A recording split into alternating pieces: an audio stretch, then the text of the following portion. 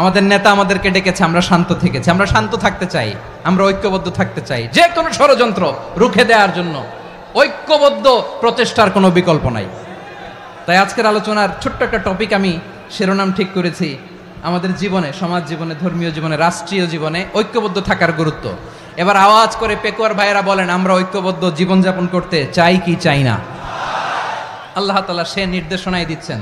আল্লাহ তাআলা ইরশাদ করছেন, ওয়া'তাসিমু বিহাবলিল্লাহি জামিআন ওয়া লা তাফাররাকু ওয়াযকুরু নি'মাতাল্লাহি আলাইকুম إذ كنتم أعداء فألف بين قلوبكم فأصبحتم بنعمته إخوانا وكنتم على شفا حفرة من النار فأنقذكم منها كذلك يبين الله لكم آياته لعلكم تهتدون الله أكبر পড়েন। আল্লাহ বললেন, ও গোলামেরা শোনো, ওয়া'তাসিমু বিহাবলিল্লাহি জামিআ, ও আমার গোলামেরা সবাই মিলে আল্লাহর রশিকে আঁকড়ে ধরো। আল্লাহর রশি হলো ইসলাম, আল্লাহর রশি হলো কোরআন। আল্লাহ বললেন, কোরআনকে আঁকড়ে ধরো, ইসলামকে আঁকড়ে ধরো। একা একা আঁকড়ে ধরলে চলবে না, জামিয়া, সবাই মিলে আঁকড়ে ধরো। এই আদেশটা আমাদের জন্য দান করেছেন কে? আল্লাহ তাআলার নির্দেশ, ওয়া'তাসিমু বিহাবলিল্লাহি জামিআ, সবাই মিলে আল্লাহর রশিকে আঁকড়ে ধরো। হাবলুল্লাহ মানে আল্লাহর রশি। হাবলুল্লাহ মানে কি? রশি। এই হাবলুল্লাহ, আল্লাহর রশি বা আল্লাহর রজ্জু দ্বারা উদ্দেশ্য হচ্ছে ইসলাম। আল্লাহর রশি দ্বারা উদ্দেশ্য কি? তাফসিরে অনেক ব্যাখ্যা এসেছে। এরকম পরিস্থিতিতে তাফসিরের সূক্ষ্ম সূক্ষ্ম বিষয়গুলো আমরা শোনাতে চাই, কিন্তু পরিবেশ হয়ে ওঠে না। আল্লাহর রজ্জু বা আল্লাহর রশি দ্বারা উদ্দেশ্য হচ্ছে ইসলাম। আল্লাহর রজ্জু বা আল্লাহর রশি দ্বারা উদ্দেশ্য হচ্ছে কোরআন, কারণ কোরআন আমাদেরকে ঐক্যবদ্ধ করে, ইসলাম আমাদেরকে ঐক্যবদ্ধ করে। চিল্লায় বলেন ঠিক কিনা? এজন্য আল্লাহ বললেন, তোমরা আমার রশিকে আঁকড়ে ধরো, বিচ্ছিন্ন হয়ে না। আমার দেয়া নেয়ামতগুলো স্মরণ করো। যখন তোমরা ছিলে শত্রু, তোমাদের মধ্যে হৃদয়ে আমি আল্লাহ ভালোবাসা ঢেলে দিলাম, ফলে তোমরা সবাই ভাই ভাই হয়ে গেলে। তোমরা সবাই ছিলে জাহান্নামের কিনারায়, জ্বলন্ত অগ্নিকাণ্ডের পাশে। আমি আল্লাহ দয়া করে ঈমানের বদৌলতে তোমাদেরকে আগুন থেকে ফেরালাম। আমি আল্লাহ দয়া করে তোমাদেরকে জান্নাতের পথ দেখিয়ে দিলাম। সুবহানাল্লাহ পড়েন। এমন পথ দেখালাম যেই পথ তোমাদেরকে জান্নাতে নিয়ে যাবে, পথের দিশা তোমরা পাবে। লাআল্লাকুম তাহতাদুন। প্রিয় ভাইরা, তাহলে আমাদের যে ঐক্যবদ্ধ থাকতে হবে, এই নির্দেশটা কার? নাকি মন মতো আমি বানায় বলতেছি? আওয়াজ করে বলুন, নির্দেশটা কার? আল্লাহর। তাহলে আমাদেরকে ঐক্যবদ্ধ জীবন যাপন করতে হবে। প্রিয় ভাইরা, ইসলাম আমাদেরকে ঐক্যবদ্ধ করে, বিচ্ছিন্ন হওয়া যাবে না। বিরোধ, বিচ্ছিন্নতা, মতানৈক্য, এগুলো আমাদেরকে ধ্বংস করে, আমাদেরকে দুর্বল করে। আর আমাদের ঐক্যবদ্ধ প্রচেষ্টা আমাদেরকে বিজয়ের দিকে এক ধাপ এগিয়ে নেয়। চিল্লায় বলেন ঠিক কিনা? এজন্য আল্লাহ বললেন, ওয়া'তাসিমু বিহাবলিল্লাহি জামিআ, তোমরা আল্লাহর রশিকে আঁকড়ে ধরো, তোমরা ঐক্যবদ্ধ জীবন যাপন করো, তোমরা বিচ্ছিন্ন হইও না। বিচ্ছিন্ন হইলে লস, ঐক্যবদ্ধ হলে সেখানে কল্যাণ আছে না নাই? প্রিয় ভাইয়েরা, ঐক্যবদ্ধ হতে হবে আমাদেরকে। আদেশটা কার?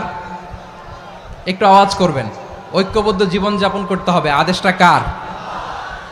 আমাদের আগে যে সমস্ত জাতিগোষ্ঠী ধ্বংস হয়েছে, বিভেদের কারণে হয়েছে। বিশ্বনবী বলেন, বুখারীর বর্ণনা, ফাইন্নামা আহলাকাল্লাযীনা মিন ক্বাবলিকুম কাসরাতু মাসাইলিহিম ওয়া ইখতিলাফুহুম আলা আম্বিয়াইহিম। তোমাদের আগে ইহুদি নাসারারা যারা ধ্বংস হয়েছে, আমার গজবে উপনীত হয়েছে, দুইটা কারণ ছিল। নাম্বার 1, কাসরাতু মাসাইলিহিম, বেশি প্রশ্ন করত, প্রয়োজনে অপ্রয়োজনে নবীরে প্রশ্ন করে আটকাইতে চাইতো, এরকম ডাকাত ছিল তারা। 2 নাম্বার কারণ, ওয়া ইখতিলাফুহুম আলা আম্বিয়াইহিম, ইখতিলাফ করার কারণে, বিভেদের কারণে, পারস্পরিক বিরোধে জড়ানোর কারণে তারা ধ্বংস হয়েছে। এখন বলেন, আমরা কি আল্লাহর গজব চাই? আমরাও কি তাদের মতো ধ্বংস হতে চাই? এজন্য আল্লাহ তাআলা সূরা আল ইমরানের 105 নম্বর আয়াতে বললেন, ওয়ালা তাকুনু كالذين تفرقوا واختلفوا من بعد ما جاءهم البينات وأولئك لهم عذاب عظيم খবরদার প্রমাণ পাওয়ার পরেও দলিল নাজিল হওয়ার পরেও যারা বিরোধ করেছে ইখতিলাফ করেছে বিচ্ছিন্ন হয়েছে খবরদার তোমরা তাদের মতো হয়ো না যদি তাদের মতো হও তাহলে জেনে রাখো ওয়া উলাইকা লাহুম আযাবুন আযীম তাদের জন্য আমি মর্মন্তুদ শাস্তি প্রস্তুত করে রেখেছি যারা বিচ্ছিন্ন হয়েছে বিরোধ করেছে তারা কারা ইহুদি নাসারারা এই আয়াতের তাফসীরে কাল্লাযীনা তাফাররাকু ওয়াখতালাফু যারা বিচ্ছিন্ন হয়েছে বিরোধ করেছে তারা কারা মুফাসসিরিন ইকরাম বলেছেন তারা ইহুদি নাসারারা আওয়াজ করে বলুন তো তারা কারা ইহুদি নাসারারা বিষ্ণু ঈসা ইসলাম সুনানে আবু দাউদ এবং তিরমিজির হাদিসে বলেন ইফতারাকাতিল ইয়াহুদু আলা 71 ফিরকা ইহুদিরা 71 দল হয়েছে ইখতিলাফ করতে করতে কয় দল সবাই বলে নাই কয় দল ওয়াফতারাকাতিন নাসারা আলা 72 ফিরকা আর নাসারারা হইছে 72 দল আওয়াজ করে বলুন তো কয় দল ওয়াসাতাফতারিকু হাদিহিল উম্মাহ বি73 ফিরকা আর বিশ্বনবী আফসোস করে বলেন আমার উম্মত হবে 73 দল ইহুদি 71 দল নাসারা 72 দল আর আমার উম্মত বুঝে থাকলে আওয়াজ করে বলেন বিশ্বনবী বলেছেন আমার উম্মত ভাগ হবে কয় দলে